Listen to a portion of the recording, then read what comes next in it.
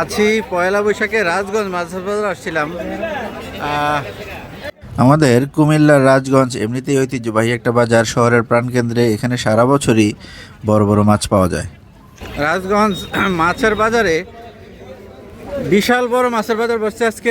রাজগঞ্জ পুরো এরিয়াটাতেই মাছ আজকে উঠছে।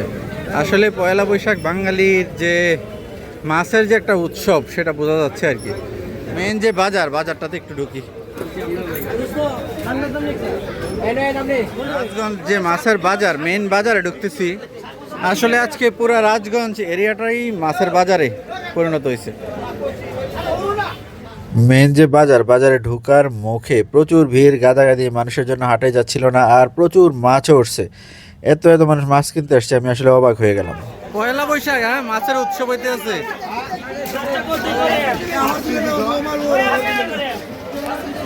বিশেষ করে আজকের বাজারে বড় বড় রুই আর কাতল মাছে ভরে গেছে আজকের বাজার। মেন রাজগঞ্জ মাছের যে বাজারে ঢুকছি, এতক্ষণ বাইরে ছিলাম। যে দেশি ট্যাংরা মাছ, ট্যাংরাটা কত করে? আজকের বাজারে মাছ যেমন প্রচুর উঠছে, ক্রেতাও আসছে অনেক। কুমিল্লা শহরের আশেপাশের যত এরিয়া আছে সব এরিয়া থেকে মানুষ মাছ কিনতে আসছে।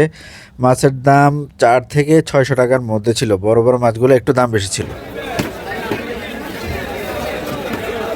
যদিও এখন ইলিশের অভিযান চলতেছে, কিন্তু আসলে বাজারে মাছের কিন্তু ইলিশ মাছের কমতি নেই।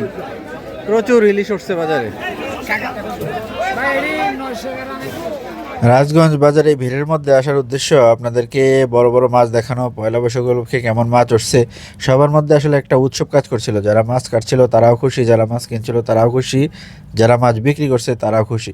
আসলে মাছ দিয়ে সবাই ভাত খাবে পয়লা বৈশাখে, এটার একটা আনন্দ, এটা একটা মজাই আলাদা। পয়লা বৈশাখ উপলক্ষে আমরা আসলে বারবিকিউ পার্টি করবে এই উদ্দেশ্যে বাজারে আসছিলাম। বিশাল বড় মাছের বাজার বসছে এখানে। আর আমরা বারবিকিউ করবো চিন্তা করছিলাম, যে মাছ দিয়ে এই বারবিকিউর মাছ এখানে নাই। আমরা যেহেতু বাঙালি আর পহেলা বৈশাখ বাংলা নববর্ষের প্রথম দিন, সেই হিসাবে আমরা বাঙালিরা পয়লা বৈশাখ পালন করতে খুবই পছন্দ করি।